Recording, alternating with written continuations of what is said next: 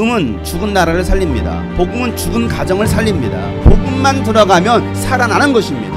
여러분 삶에 필요한 것은 바로 복음입니다. 하늘에 속한 사람들이 구해될 것은 입을 것, 먹을 것, 마실 것이 아니라 하나님의 나라와 의라는 것을 말씀하고 계시는 거예요.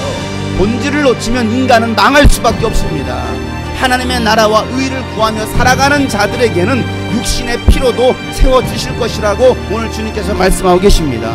우리가 구해야 되는 것은 바로 복음의 능력이에요. 신앙의 본질입니다. 영혼을 살리는 것은 바로 예수 그리스도의 생명의 복음입니다.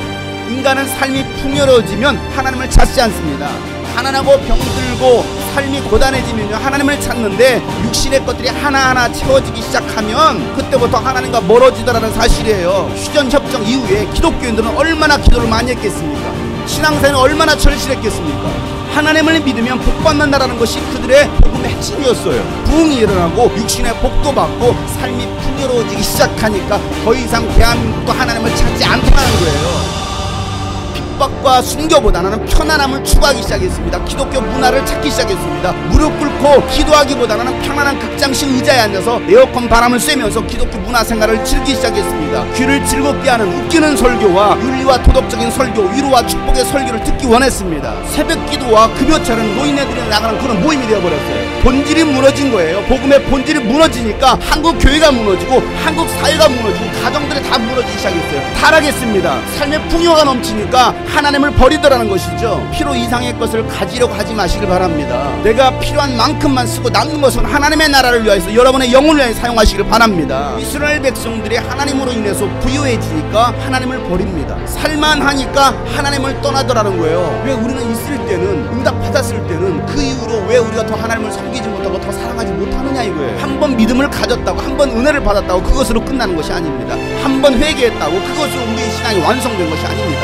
우리는 믿음을 계속해서 지속해 나가야 됩니다. 한 번 회개했다고 그것으로 끝난 것이 아니라 주님 나라 갈 때까지 우리는 날마다 회개하는 심령을 가져야 된다는 사실이죠. 신앙의 최종 목적지는 예수 그리스도인 양의 문으로 들어와서 번제단을 지나 물두멍과 성소의 휘장을 지나 하나님의 거하시는 천국인 지성소로 들어가는 것이 우리 신앙의 여정이에요. 성소와 번제단 사이에 이 물두멍을 두고 있습니다. 그런데 이 물두멍의 용도가 찐데 쓴 곳이 바로 물두멍이에요. 대제사장과 제사장들이 사용하는 것이 물두멍이라는 거예요. 왜 모든 백성이 아니고 왜 제사장들만 사용하는 물두멍을 번제단과 성소 앞에다 뒀느냐가 중요하다는 것이죠. 제사장들이 성소 사역을 하기 위해서는 반드시 이 물두멍을 거쳐야 되는데 그 이유가 생명을 보존하기 위해서라는 거예요. 번제단에서 예수 그리스도의 보혈로 죄 용서를 받았어도 하나님의 일을 하려면 반드시 물두멍에서 손과 발을 씻는 일을 매일 해야 된다는 것을 이 물두멍에서 하나님 말씀해 주시는 거예요. 녹거울을 녹여서 만든 것이 물두멍입니다. 거기에 물을 담가둔 거예요. 이 물두멍은 거울이라는 거예요. 네 영혼을 비춰볼 수 있는 것은 바로 이 물두멍이에요. 제사장들은 하나님의 일을 하려면 반드시 매일같이 물통에 담겨진 물에 비춰진 자신의 모습을 보면서 더러워진 손과 발을 씻어서 자신을 정결케 해야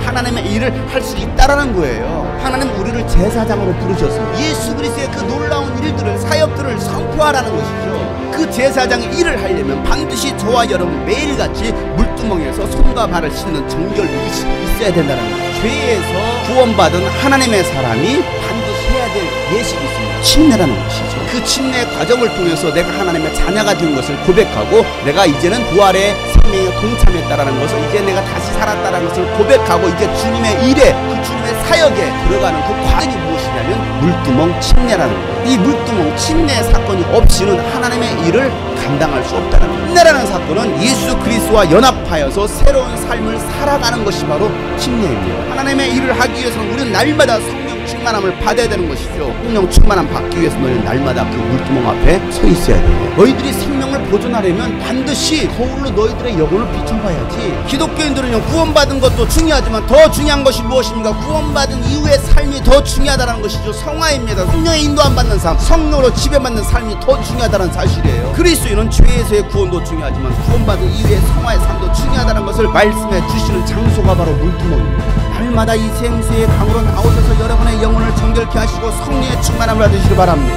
성령의 충만함을 받아서 생명을 보존할 수 있는 저와 여러분 되시길 여러분 축복합니다.